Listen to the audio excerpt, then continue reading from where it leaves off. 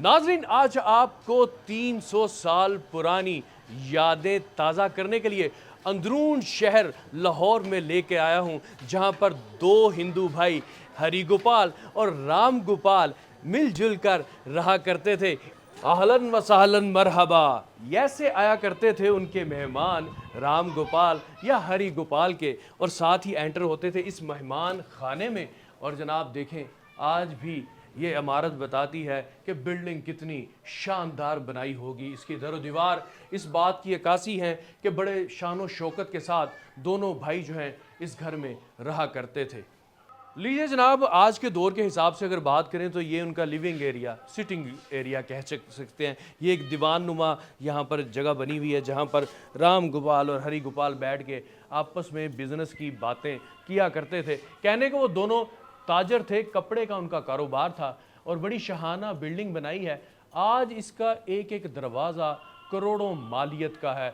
अब आपकी मुलाकात करवाते हैं अवैस मीर साहब से। अस्सलाम वालेकुम सर। सबसे पहले तो आप तारीफ के काबिल हैं कि आपने इतनी मेहनत की है। सिर्फ मेहनत ही नहीं, आपने अपनी जमा पूंजी भी लगता है इसके ऊपर लगा दी। मैंने इसके ऊपर 15 साल मेहनत की है। आपके अकब में मैं देख रहा हूँ बहुत शानदार दरवाजे हैं। इनमें ऐसी क्या खसूसियत है कि इनको उठा के आपने राम गोपाल की हवेली में रख दिया? ये नायाब किस्म के दरवाजे हैं, कहीं नहीं है। अवैस मीर साहब हमारे साथ हैं, वो इस हवेली की जो यादें हैं वो भी ताज़ा करेंगे, साथ साथ आपको दिखाएंगे कि वो राम गोपाल और हरि गोपाल कैसे रहा करते थे। लीजिए जनाब, हम पहली मंजिल की तरफ रवां दफा हैं। अवैस मीर साहब आगे चलें, ये रस्सा पकड़ लें आप। वाह जी वाह, ये ज़रूरी था क्योंकि पुराने दौर में भी घुटनों का जो मर्ज था वो लाक हो जाता था लोगों को। लीजिए जनाब, हम पहली मंजिल पर आ गए हैं, पहला लेवल जो है वो अबूर हो गया। जनाब ये देखें बर्तन, ये उस दौर में इस्तेमाल हुआ करते थे। इसमें पानी लाते थे, पानी लाया जाता था। ये नक्काशी है जी जी, यहाँ पर बहुत सारे लकड़ी के पीसेस भी मीर साहब ने संभाल कर रखे हुए हैं। इस घोड़े को बनाने के लिए भी नाज़रीन काफी मेहनत। ये तहखाने से निकला हुआ, इसी के तहखाने। अच्छा, जब आपने खुदाई की है हवेली की तो ये उसके दौरान निकले हुए हैं सारे। ये मुझे पाँव नजर आ रहे हैं, शायद ये कोई मूर्ति थी कि जिसकी जो बाकियात हैं वो इनके पास है। वो बकाया सब वो टूट गई थी, वो देखो। ये पूरी एक मूर्ति थी, ये भी तहखाने से निकली है। ये तहखाने से निकली जनाब। ये राम गोपाल जो एक भाई था, ये उनकी साइड है हवेली की, और ये देखें उन्होंने प्रॉपर जो है वो पार्टीशन की हुई है अपने घर की। ये यहाँ से ये झरोका सा है, जिधर से ये जो ग्राउंड फ्लोर है वहाँ पे देखा करते थे। अभी भी आपको ये खूबसूरत आर्चें नज़र आ रही हैं, ये टाइल का काम जो है अभी तक नज़र आ रहा है। तो ये जब आपने ख़रीदा मीर साहब तो इसी हालत में था कि कुछ नहीं? बहुत गंदा सी यार। तो मैं कितने महीने यार ग्राइंडर चलाई है। हवेली की तीसरी मंजिल। जवाब कहते हैं। नाज़रीन, अब आपको दिखाने जा रहे हैं कि वो खाते पीते कैसे थे। रहन सहन तो आपको दिखा रहे हैं, साथ साथ हम हरि गोपाल राम गोपाल का बड़े ही शानदार बर्तन उस ज़माने में इस्तेमाल किए जाते थे। ये देखें, मेटल के ये बर्तन हैं और बड़ी ही वहाँ पर कारीगरी के साथ यहाँ पर नक्शो निगार हैं। जनाब एक एक गिलास के ऊपर मुख्तलिफ डिज़ाइन है, और जनाब ये बड़े भारी हैं। पता चलता है आपको, एक दफ़ा इसमें लस्सी पिए तो लग पता जाता है। और जनाब ये सुराही है।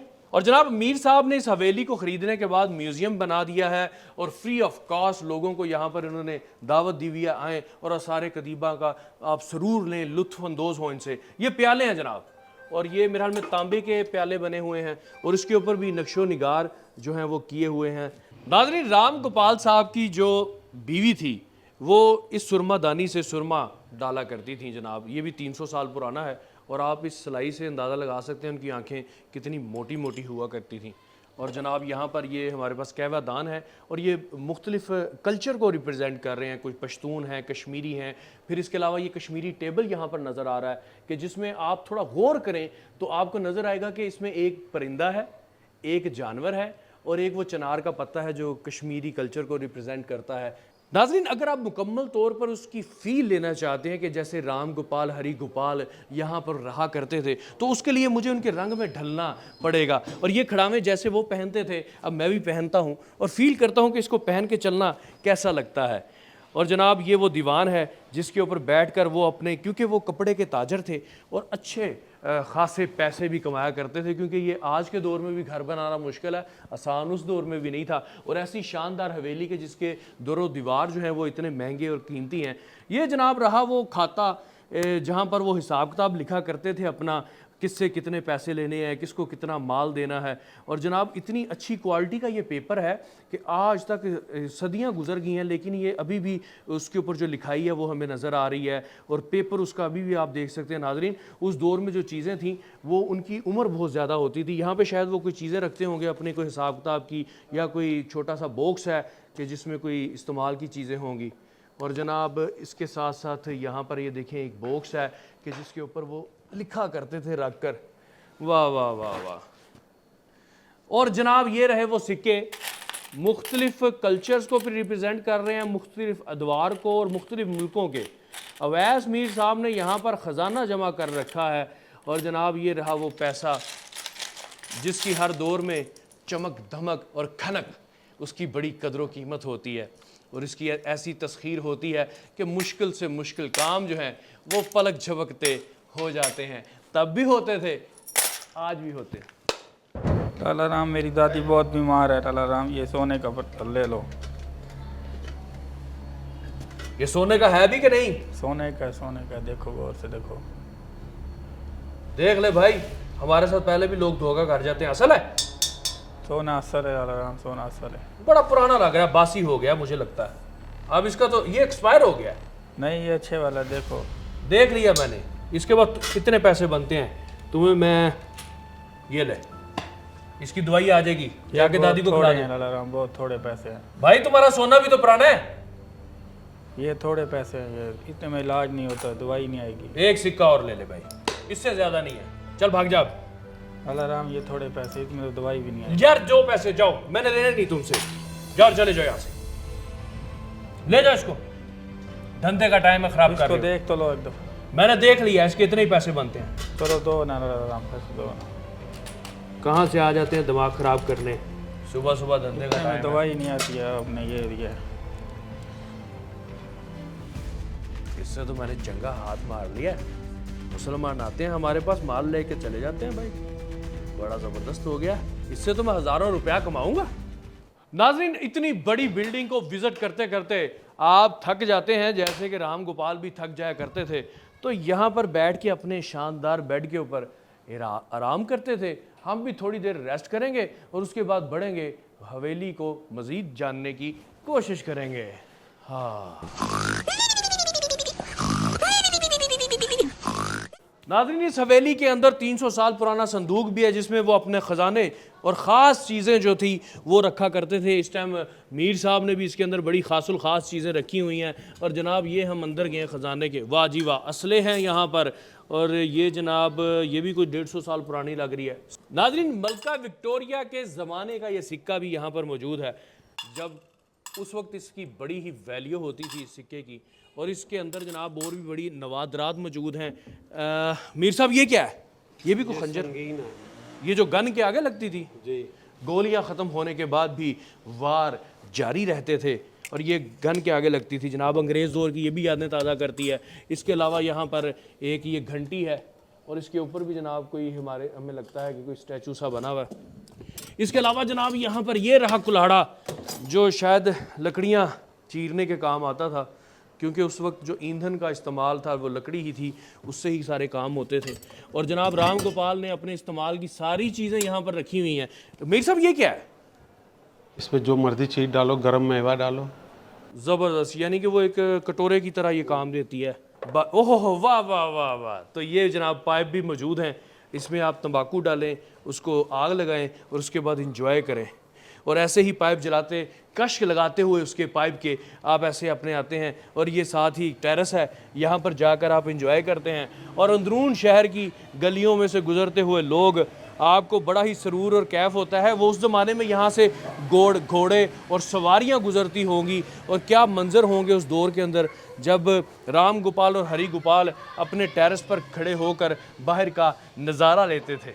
नाज़रीन, राम गोपाल की हवेली की चौथी मंजिल पर हम जा रहे हैं और इसकी ये जो सीढ़ियाँ हैं ये मेरे ख्याल में कोई है, इसकी हाइट कोई 8-8 इंच की, और इसके ऊपर चढ़ते हुए आपको एक पूरी पावर की ज़रूरत होती है। मेरा ख्याल है कि जब राम गोपाल की फैमिली या उसके घर वाले यहाँ पर रहते होंगे तो मुश्किल ही है कि वो बार बार नीचे ऊपर होते होंगे, क्योंकि इसकी इतनी ज़्यादा हाइट है। क्योंकि इस वक्त मैं ग्राउंड से कोई तकरीबन 40-50 फुट ऊंचा आ चुका हूँ, तो उस दौर में नीचे तो जाया नहीं जाता था। तो यार ये देखिए सिस्टम बनाया हुआ है जिसके अंदर वो यहाँ से पकड़ते हैं, इस रस्सी को खींचते हैं, नीचे से कोई आपने आलू टींडे भजिया जो भी आपने पकाना है, कोई चिकन विकन ये वो, तो वो इसकी टोकरी होती थी इसके आगे और उस टोकरी के ऊपर सामान रख के ऊपर खींच लिया जाता था। लीजिए जनाब, राम गोपाल की चौथी मंजिल, हवेली की चौथी मंजिल में मौजूद है और यहाँ पर दीगर जो बर्तन है इसमें वो जनाब हमें वो डिशेस नज़र आ रही हैं, उस दौर की डिशेस हैं जिसके अंदर राइस डाले जा सकते हैं या कुछ और चीज़ें भी रखी जा सकती हैं। जनाब ये तांबे से बनी हुई है गालिबन और इसके ऊपर भी नक्शो निगार है और जनाब ऐसा सिस्टम है कि आप देख के हैरान हो जाएंगे कि उस दौर में भी बड़ा शहाना रहन सहन होता था लोगों का। और यहाँ पर बाकी दीगर हमें मुख्तलिफ यहाँ पर स्टैचू भी नज़र आ रहे हैं और जनाब ये देखें तांबे से बने हुए परिंदे हैं, ये डेकोरेशन पीसीज हैं जो उस दौर में अपने घरों को सजाने के लिए इस्तेमाल होते थे।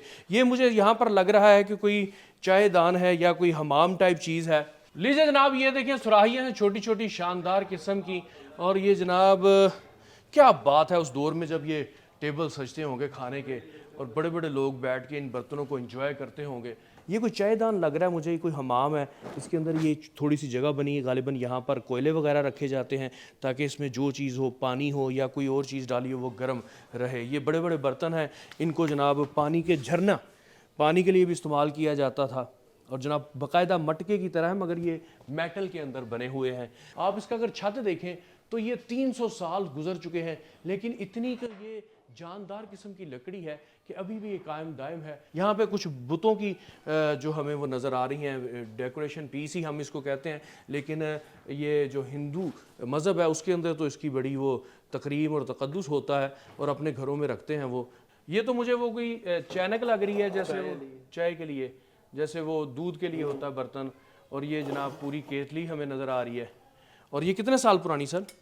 ये होगी 100-150 साल जनाब। बहुत खूबसूरत अंदाज में इसको तैयार किया गया है और ऐसे कलर इस्तेमाल किए गए हैं। सदियां गुजर गई हैं लेकिन वो अपने कलर्स जो आज भी उसके वहीं पे हैं, नक्शो निगार भी वही हैं। मशीनें होती नहीं थी, हाथ से काम हुआ करता था उस ज़माने के अंदर, यानी कि जो एक एक पीस है उसके ऊपर प्रॉपर टाइम भी लगा हुआ है और मेहनत हुई हुई है। ये देखें जनाब, ये यहाँ पर वो एक ड्रेसिंग टेबल आप कह लें जो आजकल के ज़माने में होता है जहाँ पे ख़वातीन बनाओ सिंगार करती हैं, ये उस दौर का ड्रेसिंग टेबल है। यहाँ पर देखें दराज भी हैं, इधर कोई मेकअप का जो उस दौर में सामान होगा वो रखती होंगी या कोई ख़ास चीज़ें। ये लॉक भी है इसके साथ। ये जनाब ये नीचे फ्रिज है पुरानी जिसमें माँ खाना पका के यहाँ रखती थी नीचे, और वो ठंडा रहता था। ठंडा रहता है, चारों पासे से हवा से पड़ती। ज़बरदस्त हो गया। यहाँ पर जी खाना रखा जाता था जो काफ़ी देर तक काबिल इस्तेमाल रहता था। ये सारे वो बर्तन हैं। ये 300 साल पुरानी खिड़कियां हैं जनाब, आज भी कायम दायम हैं। और यहाँ ऐसे जब खुलती है तो बाहर से ठंडी हवाएं आया करती थी, आज भी यहाँ से हवा आ रही है।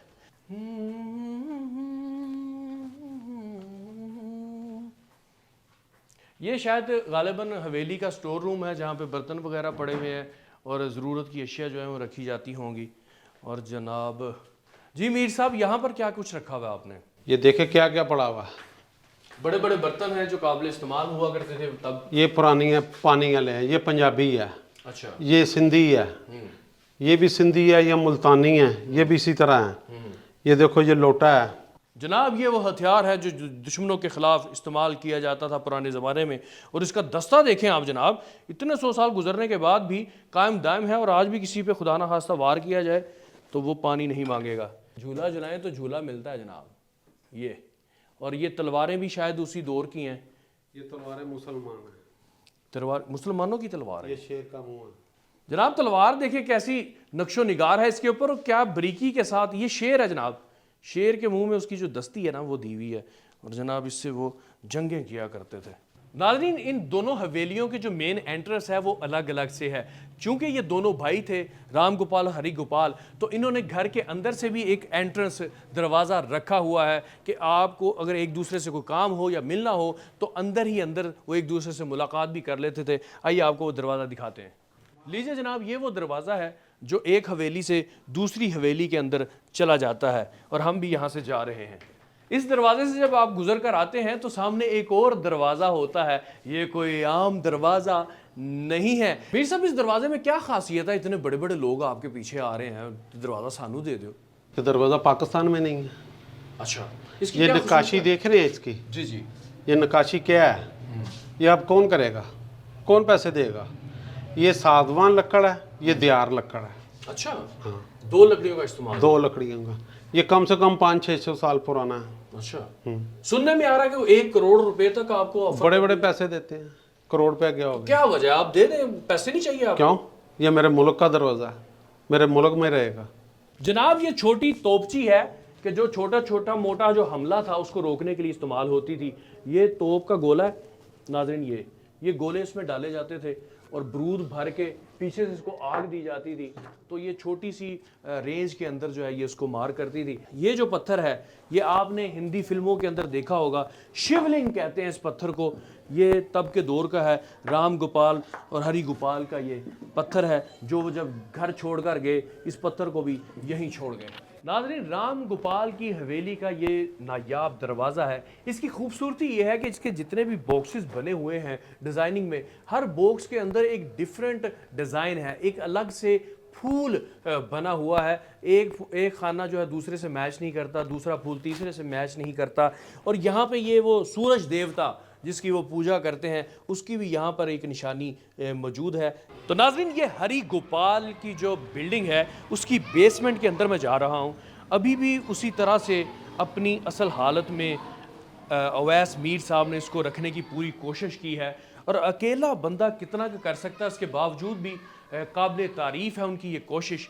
ये वो सारा बेसमेंट है जो 300 साल पहले हरि गोपाल की बिल्डिंग में बनाया गया था। उसके बाद बहुत सारे अदवार इस हवेली ने देखे हैं, बहुत कुछ इसके ऊपर बीता है। आज भी वही आर्चें, वही इसकी टाइलें और दीवारें। लोगों का इतना तजर्बा था बिल्डिंग्स बनाने का कि अभी भी यहाँ पर कूलिंग महसूस की जा सकती है, यानी कि आप बग़ैर पंखे के, बग़ैर एसी के इस बेसमेंट के अंदर रह सकते हैं। ये छोटी छोटी आर्चें जो हैं, अब इनकी हाइट शायद कम हो चुकी है लेकिन अभी भी उसी शक्ल सूरत में हमें नज़र आ रही हैं। अवैस मीर साहब ने इसको उसी हालत में रखने की बेतहा कोशिश की है। अवैस मीर साहब, जब आपने इस बिल्डिंग को ख़रीदा, क्या आपके नॉलेज में था कि इस बिल्डिंग के नीचे कोई बेसमेंट भी है?